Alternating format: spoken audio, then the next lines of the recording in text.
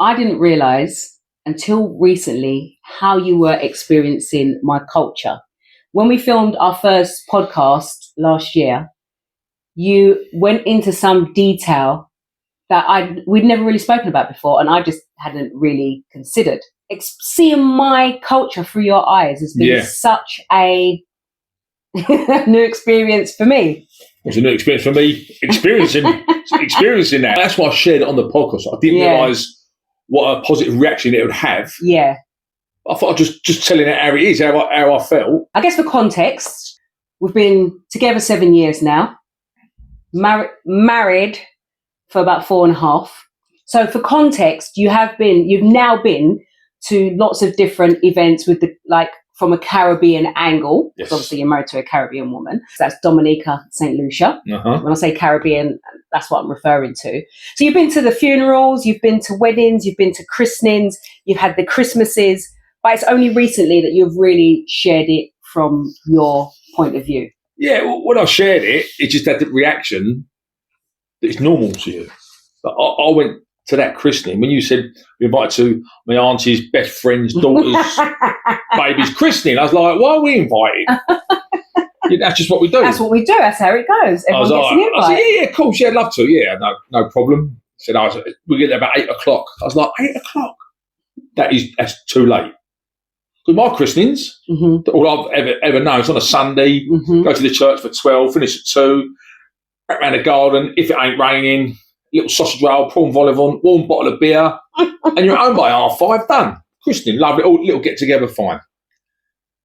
So we turned up with this christening about 7:30, wasn't it? 7:45? Yeah, it was late, later than we wanted it to be. And all I heard was just doof, this sound system in the background. I was like, it must be a party, a rave. Generally, it must be a party. There's loads of people going in. Yeah. So I went into this christening.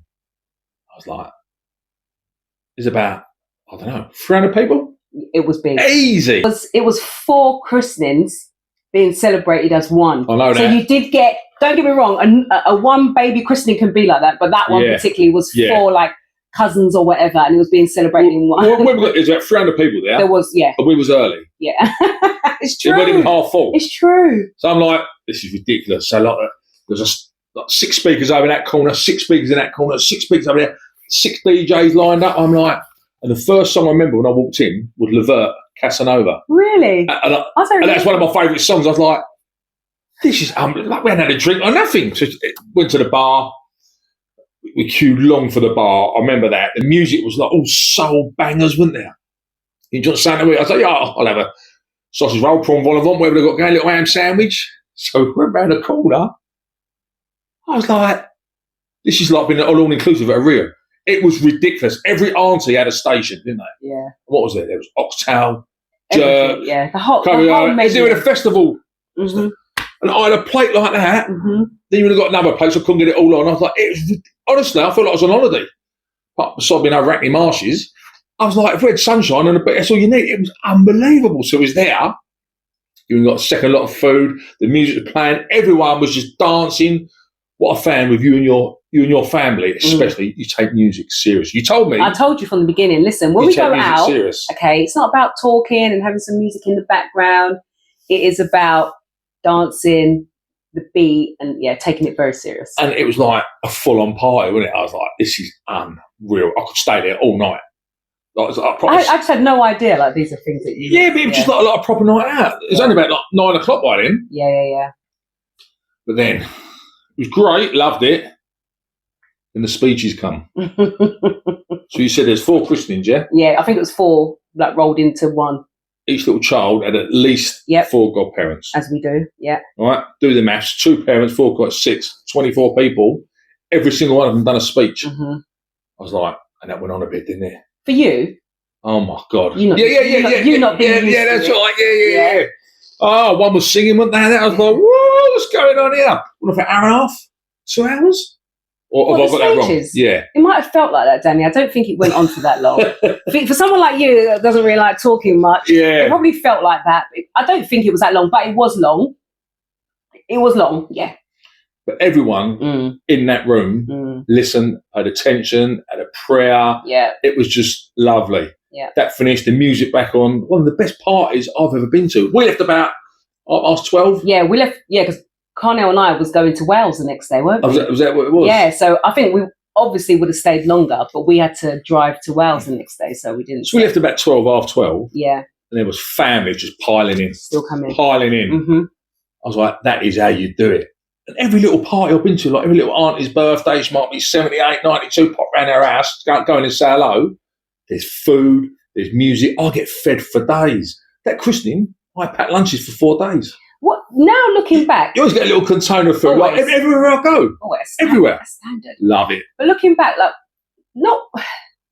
What did you expect? Like, because I've said before on the podcast, I haven't been to an English christening to even think there's a difference. Obviously, it'll be a difference. I'm going to take the Caribbean culture, the English culture is different. But I mean, the idea of the music, the dancing, the people, the celebrating, all of that, like, I just would assume there'll be an English version of that. So what's really, like, fascinating to me is, like, what did you, like, because we never spoke about it. We only spoke about it last year. We've been together all this time. But since then... What was you, like, I think, God, what was Danny thinking? What was he expecting? And then when you were there, I mean, I got an idea now of what you was thinking when you was there. But what was you expecting almost? Like, what did you think was going to happen? I thought we'd turn up. You wasn't completely related to the baby. Yeah. I didn't know where I was going. I thought there might be, like, I don't know, 100 people there. Just a little chat, couple of beers, that kind of thing. Little get together, celebrate, cheers, and home you go. I didn't expect a full-on party. Yeah. I did not at all. Yeah. But that's what I'm finding. Everywhere you go, you celebrate. Yeah. It's a celebration no matter what. Absolutely. Even at the funerals. Everywhere's an absolute celebration. That's Caribbean people. That's our culture. And when I say Caribbean, again, talking widely, but I can specifically speak the Dominican and St. Lucian. Yeah. And obviously I've got Caribbean family that are half this and half that, even my own son. So Caribbean people as a whole, I would say that is celebration, is love, is making sure you've eaten, we're kind of brushing off, yesterday's problems, maybe even what we've got going on tomorrow. But for right now. That's right. For right now, we're celebrating. I've got my hands up. I've had nothing but love. Wherever I've been, it's been so welcoming. It's really humbled me. I absolutely love it. Any restaurant, any bar, anyone. Went to a little takeaway last night. Yeah. How nice was that? Yeah. I can relate to you on this story a little bit.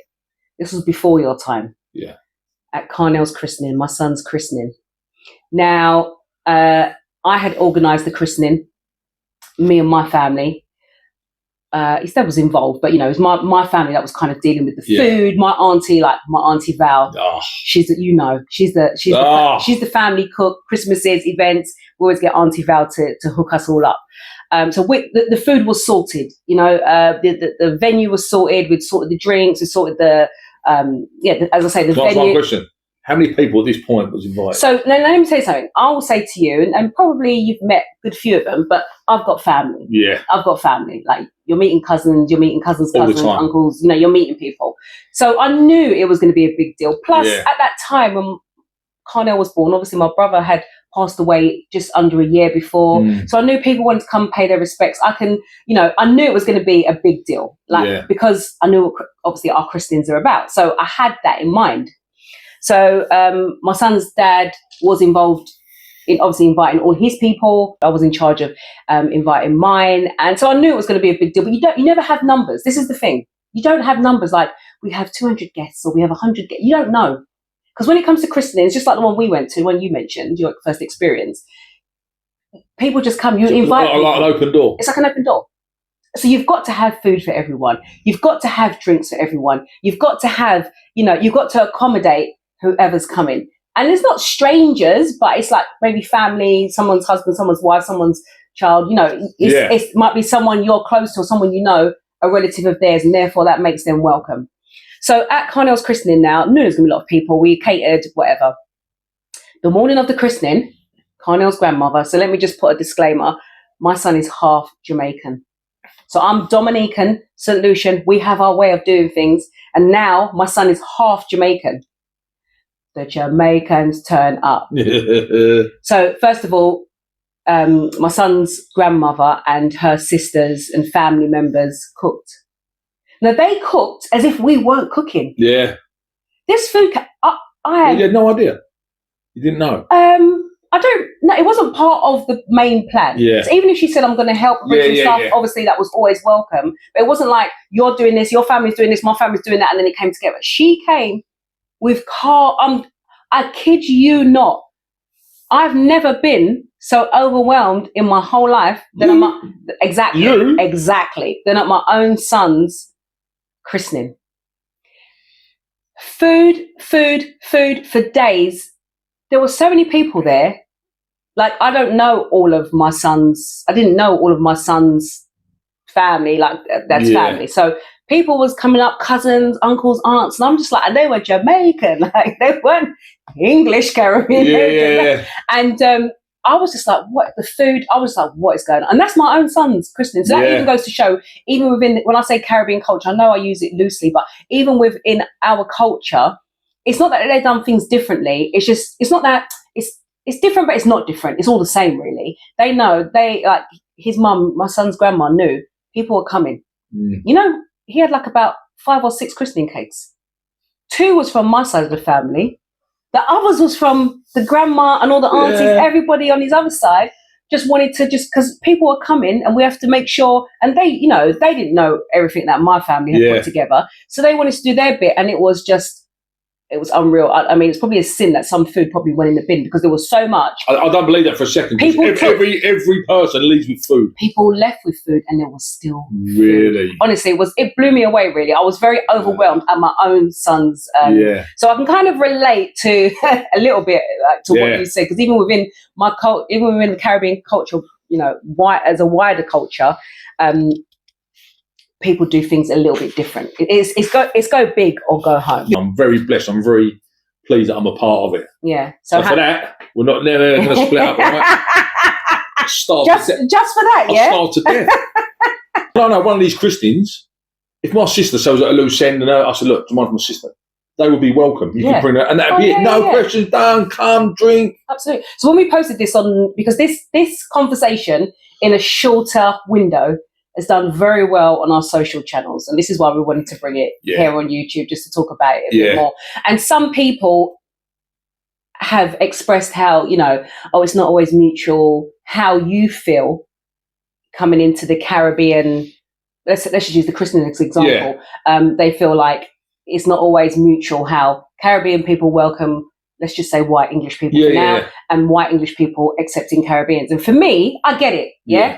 I'm Caribbean. I'm black. I get it. I get what they're saying, and I appreciate them sharing their experience. But what I'm happy about is that we get to share our experience as well. So someone might have had a bad experience. I 100% believe them. Do you know what I mean? Because of my own experiences, family's experiences, and what we know of this world and this country sometimes. But what I'm really happy about is that we get to share our experiences. And I had no idea, even you're my husband, that you were sitting there having this experience because they really spoke about it. So what I'm glad for sharing it on the podcast, and hopefully now sharing it on YouTube, is that we get to share our experiences, which is positive. Yeah, it needs to be put out there because it's nothing but good can come from it. Absolutely. And even like our first experience together, the first wedding we went to together was an Indian wedding. Of course it was. Nothing to do with either of us. I've never been to an Indian wedding. I hadn't either. And my auntie had. She went, you wait there, you are going to love it. It was this Indian wedding. What was that like? I just, without going into full detail, but everything about that wedding, we wasn't married at the time. No. Everything about that wedding, I can't remember if it was Hindu. I don't want to get it wrong. I don't know if it was a Hindu, but there's ceremony. Everything about the whole thing, the food. That ceremony was magical. Right? The outfit changes. It went on for about a week because it was a white wedding and it was the Indian wedding. Yeah. Everything about that wedding made me know that when I get married, like the culture, even though we haven't had our reception yet, but the culture is so important. 100%. It's got to be. And being part of their wedding, just witnessing their wedding, it was like... Oh, and the food. Yeah. Remember their food? Yeah. Having that experience together, I think, is hopefully the beginning of many different culture experiences. 100%. Yeah. If you could describe a feeling that you left with after attending that christening, what would it be? Just love. Absolutely, yeah. That just made me so welcome. I think because the very first party I've been to, it was nothing but love. and really good music and really good food and good rum punch. Yeah. I love that. I think that very much speaks for us as well. Like our two different cultures, but what we're about as like a couple. Of course, yeah, it's the only way to be. Yeah. It's hard sometimes, but it's the only way to be. Yeah, I agree.